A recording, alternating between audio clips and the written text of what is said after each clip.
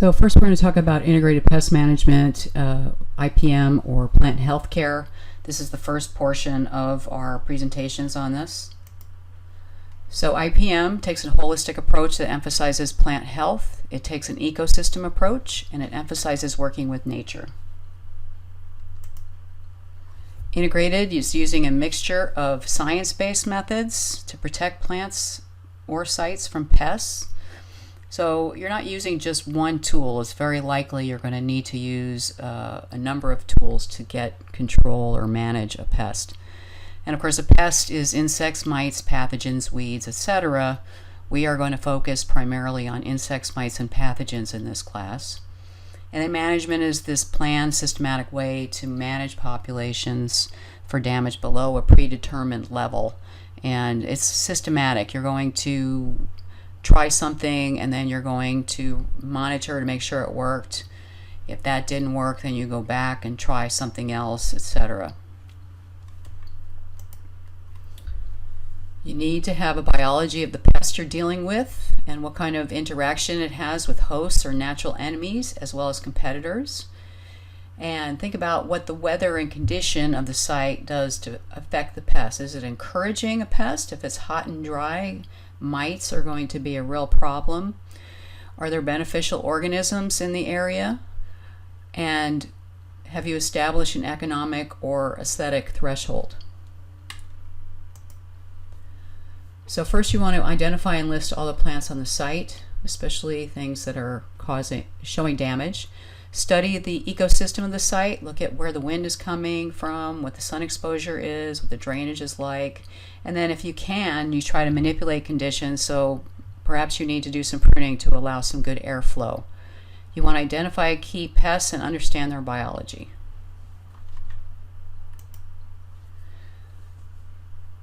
And what we're probably going to see most of all out there are damage symptoms and signs for each pest. Quite often you don't see the pest. They may be long gone. You're going to establish monitoring guidelines for each pest and then monitor for natural enemies. And here we have a ladybird beetle eating some aphids. This is the larva. You want to correctly identify the pests. So we've got a pest on the lower left corner here, a brown marmorated stink bug becoming a problem in the Pacific Northwest, feeding on fruits. And an assassin bug is actually a beneficial insect, and it actually will pierce and suck the guts out of a pest insect. So a good thing to have in your garden. You want to know the pest life cycles. You want to monitor, just make sure it's causing damage, and then when do you manage? Is the pest threatening the survival of the plant? In the case of deciduous material, quite often if an insect is, especially a chewing insect, is feeding on leaves, you could lose 25% of your foliage and the plant's going to make a comeback. So you need to monitor, and doing that, here we have an apple maggot trap, and they're going to be attracted to the red for the apples, but the yellow is kind of a landing spot, so if they're flying in the area they will land on that and stick to it. So it's a larger surface area in which to see if you've got apple maggot. Unfortunately, you're not going to get a lot of control on this, but it's good to know when they're in the area. So thresholds include the economic threshold, population level at which serious damage or crop losses occur. This is especially important in agriculture and in greenhouse nursery. Aesthetic threshold, that's usually found to be an issue when you're talking about the landscape level, when you're at people's houses, and the damage may be unacceptable to the viewer, even if the plant health isn't at risk. So it's up to you to communicate that to your client before they require you to break out the pesticides. So if you took broadleaf evergreens from me in the fall, you know boxwood is very prone to boxwood psyllid, and here's what the damage looks like. And in a landscape, this isn't a problem. Of course, this could be challenging to sell if you're in a nursery situation, but if you're in a landscape situation, you're not going to be able to really manage this pest. You could try shearing it out, but it's probably going to come back. It's really not threatening the life of the plant. Here's chrysanthemum leaf miner damage, and the insect is actually inside that trail you see there. And this cannot be sold. This is not a good plant to sell at a nursery. So here's your economic threshold. It should happen before this happens. You should be on the lookout for whatever insect caused that. So methods include cultural control, mechanical or physical control, biological controls, and chemical controls. We'll talk about biological and chemical in the second presentation. So you want to start right, select plants that are adapted to the site you have in mind, right plant, right place. Avoid using pest-prone plants. This is Scammia japonica and is very prone to spider mites. And again, if you took broadleaf evergreens in the fall, we saw a lot of these out there. This is pretty typical for this plant. So, I would be less likely to plant something like that. Now, Acer rubrum is very tolerant of soils. It likes sun, it likes acid and moist conditions. It actually can occur in wet areas, hence the swamp maple name. But it's not necessarily very tolerant of urban conditions, and it develops surface roots, so that can be a problem. So depending on your situation, this could be the correct plant, or if you're in a street tree situation, you may want to try something else. Okay, here's rose black spot, very, very typical in our area. You're probably going to want to choose a resistant variety, and Pacific Northwest Disease Handbook has a great list of disease-resistant roses, and I will share that with you. However, if you've got a resistant plant next to one that is not resistant and is covered with black spot, chances are even the resistant plant will get it. There's just a lot of inoculum there. So when you're working with your soil, you want to look at your pH. Always a good idea to get a soil test. Make sure the plant you're trying to grow is suited to that pH. You can improve the physical properties of the soil by adding organic matter.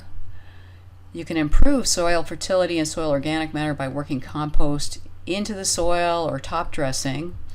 And some things you can do to prevent pest buildup would be crop rotation. And when you rotate your crops, you're going to want to use a plant that is not in the same plant family.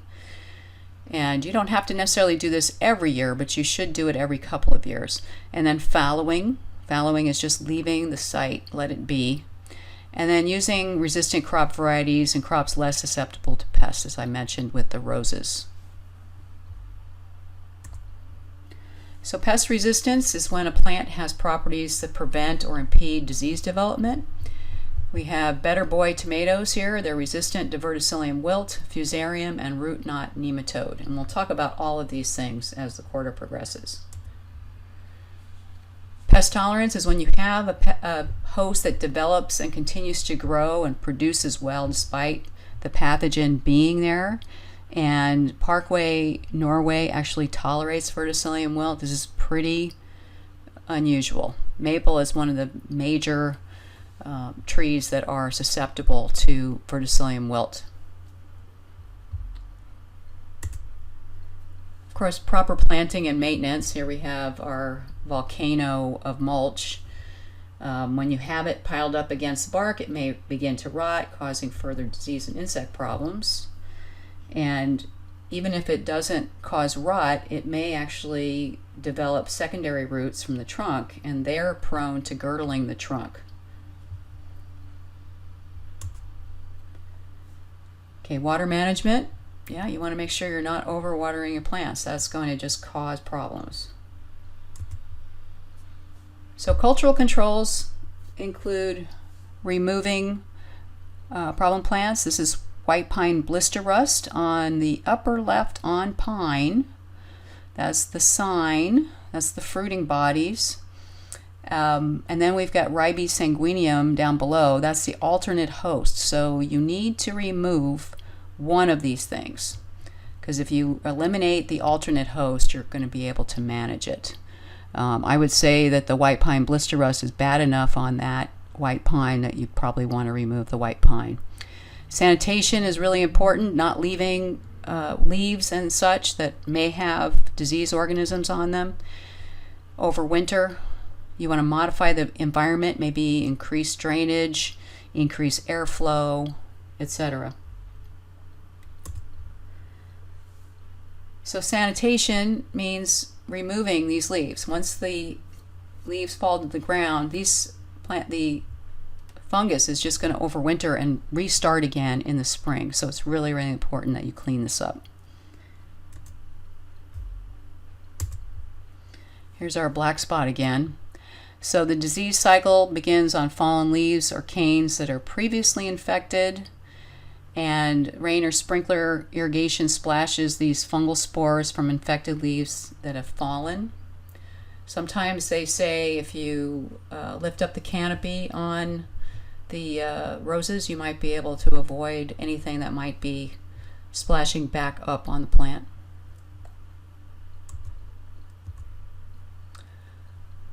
Sanitation includes removing diseased wood as soon as it becomes evident. Dispose of your prunings immediately to prevent them from becoming a source of new infections. Remove your stumps, brush piles, and debris. Brush thinnings and other debris harbor diseases as well as vertebrates and insects. You want to remove diseased shoots, leaves, and fruit on the ground, on trees and on the ground, and you're getting rid of this. You do not want to compost this stuff. Keep the tree crown area free of weeds to reduce crown rot infections. And then keep areas near virus-prone plants clear of weeds to reduce insects. Thrips in particular can live in weeds, and they are some of the worst vectors for viral diseases of plants. So you want to be careful about over-fertilization. Excessive use of fertilizers can kill plants, damage them as well. High levels of salt will damage the plant roots, and that will result in reduced water uptake, but it also causes salts to accumulate on leaf tissues, and you're going to see this dieback or necrosis of leaf margins. And you can see that this is totally an abiotic problem. It's really uniform in damage. Excessive nitrogen pushes less new growth, and problems that you might get are powdery mildew, mites, and aphids. They all love this new growth, so be careful about that. So you might consider planting some companion plants, because this can reduce the numbers of plant pests. It can enhance growth depending on what you're growing, and it can attract beneficials, and of course it can suppress weeds because it's providing competition. So mechanical controls include removal, traps, barriers, repellents. Copper tape is unpleasant for slugs and snails when they come in contact with it. It's kind of an expensive way to go, but it is something that works. And floating row covers can be put down to protect crops from pests such as carrot rust fly. Carrot rust fly can have up to 3 or 4 generations in a season, so you may not even be able to take your floating row cover off. And you can buy floating row cover that will allow light to come in, so you can still get photosynthesis happening.